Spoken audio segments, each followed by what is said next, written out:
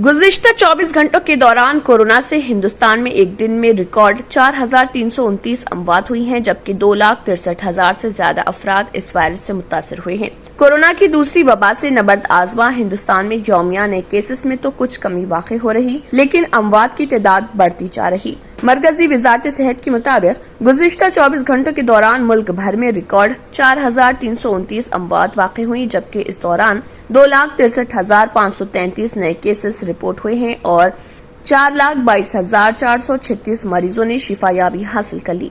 ताज़ा अमवात के बाद हिंदुस्तान में कोरोना के सबब फौत होने वाले अफराद की मजमूई तादाद 2,78,719 हो गई है। मुल्क में मजमूई तौर पर केसेस की तादाद 2,52,28,996 हो गई, जिनमें से 2,15,96,512 अफराद शिफायाबी हासिल कर चुके हैं। फिलहाल मुल्क भर में कोरोना के 33,53,765 केसेस सरगर्म हैं, जबकि 18,44,53,149 अफराद टीका लगवा चुके हैं।